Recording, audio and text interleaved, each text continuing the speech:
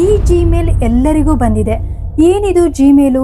YouTube ಕಡೆಯಿಂದ ಈ Gmail ಬಂದಿದೆ. ಈ ಮೇಲ್ನಲ್ಲಿ ಏನೇನಿದೆ, ಏನು ಮಾಡಬೇಕು ಅಂತ ಹೇಳಿದ್ದಾರೆ, ಯಾವುದನ್ನ ಮಾಡಬಾರ್ದು, ಯಾರಿಗೆ ಬೆನಿಫಿಟ್ ಇದೆ, ಯಾರಿಗೆ ಬೆನಿಫಿಟ್ ಆಗಲ್ಲ, ಎಲ್ಲದನ್ನು ಈ ವಿಡಿಯೋದಲ್ಲಿ ಕಂಪ್ಲೀಟ್ ಆಗಿ ಹೇಳ್ತೀನಿ. ವಿಡಿಯೋನ ಸ್ಕಿಪ್ ಮಾಡೋದಕ್ಕೆ ಹೋಗ್ಬೇಡಿ. ಆದಷ್ಟು ವಿಡಿಯೋನ ಕಂಪ್ಲೀಟ್ ಆಗಿ ನೋಡಿ. ಒಂದೊಂದು ಪಾಯಿಂಟ್ ಇಂಪಾರ್ಟೆಂಟು. ಯೂಟ್ಯೂಬ್ನಲ್ಲಿ ಏನೇ ಬಂದರೂ ಅದನ್ನು ನಾವು ಕರೆಕ್ಟಾಗಿ ಚೆಕ್ ಮಾಡೋದ್ರಿಂದ ಕ್ರಿಯೇಟರ್ಸ್ಗೆ, ನಾವು ವಿಡಿಯೋ ಮಾಡೋರಿಗೆ ಯಾವುದೇ ರೀತಿಯಾದಂಥ ತೊಂದರೆ ಆಗಲ್ಲ. ಅದಕ್ಕೆ ತೊಂದರೆ ಆಗಬಾರ್ದು ಅಂತ ಅಂದರೆ ಮೇನಾಗಿ ನೀವು ತಿಳ್ಕೊಳ್ಬೇಕಾಗಿರೋದು ಯೂಟ್ಯೂಬ್ನಲ್ಲಿ ಟರ್ಮ್ಸ್ ಆಫ್ ಸರ್ವಿಸ್ ಏನೇನಿದೆ. ಈಗ ಬಂದಿರೋ ಜಿಮೇಲ್ನಲ್ಲಿ ಮೇಲ್ ಪ್ರಕಾರ ಮೇನಾಗಿ ಇರೋದು, ನಮಗೆ ನಾವು ಯಾವುದೇ ಮಿಸ್ಯೂಸ್ ಮಾಡೋಂಗಿಲ್ಲ. ತಮ್ನೇಲ್ ಹಾಕ್ತೀರಾ, ಟೈಟಲ್ ಹಾಕ್ತೀರಾ, ಇಲ್ಲಿ ನೀವು ತಪ್ಪಾಗಿ ಯಾರನ್ನೂ ಮಿಸ್ಯೂಸ್ ಮಾಡೋಂಗಿಲ್ಲ. ಬೇರೆಯವ್ರದ್ದು ವಿಡಿಯೋಸ್ಗಳನ್ನ ಹಾಕೋದು, ಫೋಟೋಸ್ಗಳನ್ನ ಹಾಕೋದು, ಟೈಟಲ್ಗಳನ್ನ ಆ್ಯಡ್ ಮಾಡೋದು, ಆದರೆ ವಿಡಿಯೋದಲ್ಲಿ ಅದು ಕಂಟೆಂಟ್ ಇರಲ್ಲ. ತಮ್ಮನೆಲ್ಲ ನೀವು ಅಟ್ರಾಕ್ಟಿವ್ ಕಾಣಬೇಕು ಅಂಥೇಳಿ ಬೇರೆಯವ್ರ ಫೋಟೋಸ್ಗಳನ್ನ ತಗೊಂಡು ಹಾಕ್ತೀರಾ, ಆದರೆ ಒಳಗಡೆ ಅವರು ಅಲ್ಲಿ ಮಾತಾಡ್ತಾ ಇರಲ್ಲ, ಬೇರೆಯವ್ರದ್ದು ಫೋಟೋ ಇರುತ್ತೆ, ನಿಮ್ಮದು ಫೋಟೋ ಇರುತ್ತೆ. ಈ ರೀತಿ ಏನಾದರೂ ಮಾಡಿದ್ದೀರಾ ಅಂತಂದರೆ ಯೂಟ್ಯೂಬ್ಗೆ ಅದು ಗೊತ್ತಾಗುತ್ತೆ. ಇದರಿಂದ ನಿಮ್ಮ ಚಾನಲ್ ಮಾನಿಟೈಸೇಷನ್ ಆಗಲ್ಲ. ಸೆಕೆಂಡ್ ಒನ್, ಯೂಟ್ಯೂಬ್ನಲ್ಲಿ ನೀವು ವಿಡಿಯೋಸ್ಗಳನ್ನ ಮಾಡುವಾಗ ವೈಲೆನ್ಸ್ಗಳು, ಅಂದರೆ ನಿಮ್ಮ ಕೆಟ್ಟದಾಗಿ ಅದು ಯಾರಿಗಾದರೂ ಆಗದೇ ಇರುವಂಥದ್ದು, ಹಾನಿ ಆಗುವಂಥದ್ದು ಅಂಥದ್ದೇನಾದರೂ ಮಾಡಿದ್ದೀರಾ ಅಂತಂದರೆ ಆಗ ನಿಮ್ಮ ಚಾನಲ್ಗೆ ಪ್ರಾಬ್ಲಮ್ ಆಗುತ್ತೆ. ಯಾವುದೇ ರೀತಿಯಾದಂಥ ಮಿಸ್ಯೂಸ್ ಮಾಡಬಾರ್ದು. ನೀವು ಟೀಚ್ ಮಾಡ್ತಾ ಇದ್ದೀರಾ ಅಂತ ಅಂದರೂ ಒಂದು ಎಜುಕೇಷನ್ ಪರ್ಪಸ್ ಇರ್ಬೋದು, ಕಾಮಿಡಿ ಇರ್ಬೋದು, ಡೈಲಿ ವ್ಲಾಗ್ಸ್ನ ಹಾಕಿರ್ಬೋದು, ಯಾವುದ್ರಲ್ಲೇ ಆದರೂ ಏನಾದರೂ ಮಿಸ್ ಆಗಿರುವಂಥದ್ದು ಯೂಟ್ಯೂಬ್ ಕಮ್ಯುನಿಟಿ ಗೈಡ್ಲೈನ್ಸ್ ಪ್ರಕಾರ ಏನಾದರೂ ನೀವು ತಪ್ಪಾಗಿ ನಡ್ಕೊಳ್ತಾ ಇದ್ದೀರಾ ಅಂತಂದರೆ ಆಗ ನಿಮ್ಮ ಚಾನಲ್ ಪ್ರಾಬ್ಲಮ್ ಆಗುತ್ತೆ. ಕಾಪಿರೈಟ್ ಬಂದಿರುತ್ತೆ. ಕಾಪಿರೈಟ್ ಬಂದಾಗ ಅದನ್ನು ನೀವು ನೆಗ್ಲೆಕ್ಟ್ ಮಾಡೋದಕ್ಕೆ ಹೋಗಂಗಿಲ್ಲ. ಕಾಪಿರೈಟ್ ಬಂದಾಗ ಮೇನಾಗಿ ಎಲ್ಲವನ್ನ ತಿಳ್ಕೊಂಡ್ಬಿಟ್ಟು ಕಾಪಿರೈಟ್ ಬಂದಿರೋದನ್ನು ಹೇಗೆ ಸಾಲ್ವ್ ಮಾಡ್ಕೊಳ್ಬೇಕು ಅಂತ ನೋಡಬೇಕೇ ಹೊರತು ಮತ್ತು ನೀವು ಎಷ್ಟೇ ಕಾಪಿರೈಟ್ ಬಂದರೂ ಅದನ್ನು ಇಗ್ನೋರ್ ಮಾಡೋದ್ರಿಂದ ನಿಮ್ಮ ಚಾನಲ್ ಮಾನಿಟೈಸೇಷನ್ ಆಗಲ್ಲ. ಇದನ್ನು ಕರೆಕ್ಟಾಗಿ ನೆನಪಲ್ಲಿ ಇಟ್ಕೊಂಡ್ರೆ ನಿಮ್ಮ ಚಾನಲು ಸೇಫ್ ಆಗಿರುತ್ತೆ. ಯಾವ್ಯಾವ ರೀತಿಯಾದಂಥ ಕಂಟೆಂಟ್ಗಳನ್ನ ಮಾಡ್ಬೋದು. ನೀವು ಯಾರಿಗಾದರೂ ಒಂದು ಟೀಚ್ ಮಾಡ್ತಾ ಇದ್ದೀರಾ, ಡೈಲಿ ವ್ಲಾಗ್ಸ್ ಮಾಡಿ, ಕಾಮಿಡಿ ಮಾಡಿ, ಯಾವುದೇ ಮಾಡಿದ್ರೂ ಅದು ಯೂಟ್ಯೂಬ್ ಕಮ್ಯುನಿಟಿ ಗೈಡ್ಲೈನ್ಸ್ ಪ್ರಕಾರನೇ ಇರಬೇಕು ಹೊರತು ಯೂಟ್ಯೂಬ್ ಕಮ್ಯುನಿಟಿ ಗೈಡ್ಲೈನ್ಸ್ ಮೀರಿ ಇರಬಾರ್ದು. ಇದನ್ನು ನೆನಪಲ್ಲಿಟ್ಕೊಳ್ಳಿ.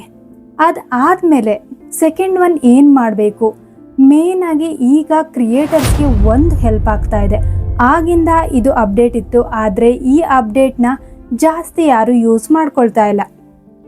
ಕಮೆಂಟ್ಸ್ಗಳು, ವಿಡಿಯೋಸ್ಗಳನ್ನ ಹಾಕಿದ ತಕ್ಷಣ ನಿಮಗೆ ಕಮೆಂಟ್ಸ್ ಬರುತ್ತೆ. ಅಲ್ಲಿ ಸ್ವಲ್ಪ ಪಾಸಿಟಿವ್ ಕಮೆಂಟ್ಸ್ ಇರುತ್ತೆ, ಸ್ವಲ್ಪ ನೆಗೆಟಿವ್ ಕಮೆಂಟ್ಸ್ ಇರುತ್ತೆ. ನೆಗೆಟಿವ್ ಕಮೆಂಟ್ಸ್ ಬಂದಾಗ ಸ್ವಲ್ಪ ಲೇಡೀಸ್ ಆಗಿರ್ಬೋದು, ಯಾರೇ ಆಗಿರ್ಬೋದು, ನೆಗೆಟಿವ್ ಕಮೆಂಟ್ಸ್ಗಳು ಬರ್ತಾ ಇದ್ದಾವೆ ಅಂತ ಅಂದರೆ ಯಾಕಪ್ಪ ನಾನು ವಿಡಿಯೋ ಮಾಡಬೇಕು ಅಂತೇಳಿ ಅನಿಸುತ್ತೆ. ವಿಡಿಯೋ ಮಾಡಿದಾಗ ನೆಗೆಟಿವ್ ಕಮೆಂಟ್ಗಳು ಕೇಳಿದಾಗ ಮತ್ತೆ ವಿಡಿಯೋ ಮಾಡೋ ಮನಸ್ಸು ಆಗಲ್ಲ. ಅದಕ್ಕೆ ಏನು ಮಾಡಿದ್ದಾರೆ ಯೂಟ್ಯೂಬರು ಅಂತ ಅಂದರೆ ಯೂಟ್ಯೂಬ್ ಸ್ಟುಡಿಯೋದಲ್ಲಿ ಸೆಟ್ಟಿಂಗಲ್ಲಿ ಹೋಗಿ ನಿಮಗೆ ಯಾವ್ಯಾವ ಕಮೆಂಟ್ಗಳು ಬೇಡ, ಅದ್ರ ವರ್ಡ್ಸ್ಗಳನ್ನ ನೀವು ಮೆನ್ಷನ್ ಮಾಡಿದ್ರೆ ಸಾಕು, ಆ ಕಮೆಂಟ್ಗಳು ನಿಮಗೆ ಬಂದರೂ ಹೈಡ್ ಆಗುತ್ತೆ. ಅದು ಬರೋದಿಲ್ಲ, ನಿಮ್ಮ ತನಕ ಬರೋದಿಲ್ಲ. ಅದಕ್ಕೆ ಅದನ್ನು ನೀವು ಯೂಸ್ ಮಾಡ್ಕೊಳ್ಳಿ. ಆಮೇಲೆ ನಿಮಗೆ ಆಲ್ರೆಡಿ ಚಾನಲ್ ಫುಲ್ ಕಂಟ್ರೋಲ್ ನಿಮ್ಮ ಹತ್ರನೇ ಇದೆ. ಆರಾಮಾಗಿ ನೀವು ಏನೇ ಇದ್ದರೂ ಅದನ್ನು ನೀವು ರಿಪೋರ್ಟ್ ಮಾಡ್ಬೋದು. ಯೂಟ್ಯೂಬ್ನಲ್ಲಿ ನೀವು ಕಮ್ಯುನಿಟಿ ಗೈಡ್ಲೈನ್ಸ್ ಪ್ರಕಾರ ನೀವು ನಡ್ಕೊಳ್ತಿದ್ದೀರಾ ಅಂತ ಅಂದಾಗ ಯಾವುದಾದ್ರೂ ನಿಮಗೆ ಬ್ಯಾಡ್ ಕಮೆಂಟ್ಸ್ ಬಂದಿದೆ ಅಂತಂದರೂ ಆಗ ಅದನ್ನು ಹೈಡ್ ಮಾಡುವಂಥ ಫೆಸಿಲಿಟಿ ಸಹಿತ ಇದೆ. ಯಾವುದೇ ರೀತಿಯಾದಂಥ ತೊಂದರೆ ಆಗಲ್ಲ. ಇದನ್ನೆಲ್ಲ ನೀವು ಯೂಸ್ ಮಾಡ್ಕೊಳ್ಳೋದ್ರಿಂದ ಕ್ರಿಯೇಟರ್ಸ್ಗೆ ತುಂಬಾ ಹೆಲ್ಪ್ ಆಗುತ್ತೆ ಇದರಿಂದ. ಅದಕ್ಕೆ ಆದಷ್ಟು ಇದನ್ನು ನೀವು ಯೂಸ್ ಮಾಡಿಕೊಳ್ಳೇಬೇಕು. ಯಾರ್ಯಾರು ತುಂಬ ನೆಗೆಟಿವ್ ಕಮೆಂಟ್ ಬಂದಾಗ ನಿಮಗೆ ಆಗ ಬೇಜಾರಾಗುತ್ತಲ್ವ, ಅಂಥವರು ಈ ರೀತಿ ಮಾಡೋದ್ರಿಂದ ನಿಮಗೆ ಅದು ಹೈಡ್ ಆಗುತ್ತೆ, ನಿಮ್ಮ ತನಕ ಅದು ಬರೋದಿಲ್ಲ. ಇದನ್ನು ನೆನಪಲ್ಲಿಟ್ಕೊಳ್ಳಿ. ಇದು ಆದಮೇಲೆ ನೆಕ್ಸ್ಟ್ ಆಗಿ ನಿಮಗೆ YPP ಪ್ರೋಗ್ರಾಮ್ ನಿಮ್ಗೆ ಗೊತ್ತೇ ಇದೆ, YouTube partner program. YouTube partner ಪ್ರೋಗ್ರಾಮಲ್ಲಿ ಮೇನಾಗಿ ಹೇಳೋದು ಯೂಟ್ಯೂಬ್ ರೂಲ್ಸ್ ಆ್ಯಂಡ್ ರೆಗ್ಯುಲೇಷನ್ಸ್ನ ಫಾಲೋ ಮಾಡಲೇಬೇಕು. ಯೂಟ್ಯೂಬ್ ರೂಲ್ಸ್ ಆ್ಯಂಡ್ ರೆಗ್ಯುಲೇಷನ್ಸ್ನ ನೀವು ಫಾಲೋ ಮಾಡಿಲ್ಲ ಅಂತಂದರೆ ನಿಮ್ಮ ಚಾನಲ್ ಮಾನಿಟೈಸೇಷನ್ಗೆ ಪ್ರಾಬ್ಲಮ್ ಆಗುತ್ತೆ. ಮಾನಿಟೈಸೇಷನ್ ಆಗಬೇಕು ಅಂತಂದರೆ ಎಲ್ಲ ರೂಲ್ಸ್ಗಳನ್ನ ನೀವು ತಿಳ್ಕೊಂಡಿರಬೇಕು. ಯೂಟ್ಯೂಬು ಸುಮ್ಮನೆ ವಿಡಿಯೋಸ್ಗಳನ್ನ ಮಾಡಿದ್ರೆ ಆಗಲ್ಲ. ವಿಡಿಯೋಸ್ಗಳು ಮಾಡೋದ್ರ ಜೊತೆಗೆ ಯಾವ್ಯಾವ ಪ್ರಾಬ್ಲಮ್ಸ್ಗಳು ಬರುತ್ತೆ, ಅದನ್ನು ಯಾವ ರೀತಿ ಫೇಸ್ ಮಾಡಬೇಕು ಅನ್ನೋದು ನೆನಪಲ್ಲಿ ಇಟ್ಕೊಳ್ಬೇಕು. ಯೂಟ್ಯೂಬ್ ಸೋಷಿಯಲ್ ಮೀಡಿಯಾ ಅಂತೇಳಿ ಬಂದಿದ್ದೀರಾ ಅಂತ ಅಂದಮೇಲೆ ಎಲ್ಲ ಪ್ರಾಬ್ಲಮ್ಸ್ಗಳು ನಿಮಗೆ ನೆಗೆಟಿವ್ ಕಮೆಂಟ್ಸ್ಗಳು ಬರುತ್ತೆ, ಪಾಸಿಟಿವ್ ಕಮೆಂಟ್ಸ್ಗಳು ಬರುತ್ತೆ. ಎಲ್ಲವನ್ನು ಇಗ್ನೋರ್ ಮಾಡಿ ನೀವು ಪಾಸಿಟಿವ್ ಕಮೆಂಟ್ಸ್ಗಳ ಬಗ್ಗೆ ಮಾತ್ರ ಥಿಂಕ್ ಮಾಡಿದ್ರೆ ಆಗ ನಿಮ್ಮ ಚಾನಲ್ನ ನೀವೇ ಗ್ರೋ ಆಗ್ಬೋದು. ನಿಮಗೆ ಯಾರಾದರೂ ಈಗ ನಿಮ್ಮ ಚಾನಲ್ನ ಏನೋ ಈಗ ಆಲ್ರೆಡಿ ಇವಾಗ ಬೇರೆಯವ್ರನ್ನೆಲ್ಲ ನೋಡಿದ್ದೀರಾ, ಚಾನಲ್ನೆಲ್ಲ ಇವಾಗ ಅವರು ವಿಡಿಯೋಸ್ಗಳನ್ನ ಮಾಡಿರ್ತಾರೆ, ಅದನ್ನು ಟ್ರೋಲ್ ಮಾಡ್ತಾರೆ. ಆ ರೀತಿ ಟ್ರೋಲ್ ಮಾಡೋದನ್ನೆಲ್ಲ ಅವ್ರು ಟ್ರೋಲ್ ಮಾಡಿದ್ರೆ ಮಾಡಲಿ, ನಾನು ವಿಡಿಯೋಸ್ಗಳನ್ನ ಹಾಕ್ತೀನಿ ಅಂತ ಇದ್ದರೆ ಆಗ ನಿಮಗೆ ಯಾವುದೇ ರೀತಿಯಾದಂಥ ತೊಂದರೆ ಆಗಲ್ಲ. ಇದನ್ನು ನಿಮ್ಮ ಮೈಂಡ್ಸೆಟ್ಟಲ್ಲಿ ಫಿಕ್ಸ್ ಆಗಿಬಿಡಿ. ಸೋಷಿಯಲ್ ಮೀಡಿಯಾಕ್ಕೆ ಬಂದ ಮೇಲೆ ಟ್ರೋಲ್ ಬರ್ಬೋದು, ನಿಮಗೆ ನೆಗೆಟಿವ್ ಕಮೆಂಟ್ಗಳು ಬರ್ಬೋದು. ಆಗ ನೀವು ಪ್ರಾಪರಾಗಿರಬೇಕು. ನಿಮ್ಗೆ ಯಾವುದೇ ರೀತಿ ತೊಂದರೆ ಆಗಬಾರ್ದು. ನಿಮ್ದೇನಿದೆಯೋ ಅದನ್ನು ನಾನು ಮಾಡ್ಕೊಂಡು ಹೋಗ್ತೀನಿ ಅಂತ ನಿಮ್ಮ ಮೈಂಡ್ಸೆಟ್ ಇದ್ದರೆ ಯೂಟ್ಯೂಬ್ನಲ್ಲಾಗಿರ್ಬೋದು, ಇನ್ಸ್ಟಾಗ್ರಾಮಲ್ಲಾಗಿರ್ಬೋದು ಗ್ರೋ ಆಗ್ಬೋದು. ಇದಿಷ್ಟು ನೆನಪಲ್ಲಿಟ್ಕೊಳ್ಳಿ.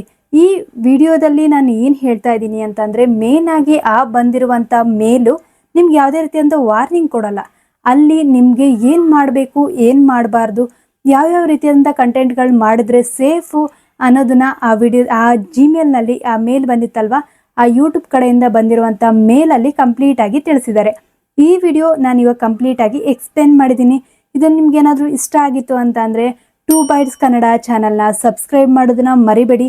ನೀವು ಸಬ್ಸ್ಕ್ರೈಬ್ ಮಾಡಿ, ಸಪೋರ್ಟ್ ಮಾಡಿ, ನನಗೆ ಬೇರೆ ವಿಡಿಯೋಸ್ಗಳನ್ನ ಹಾಕೋದಕ್ಕೆ ಮೋಟಿವೇಶನ್ ಸಿಗುತ್ತೆ.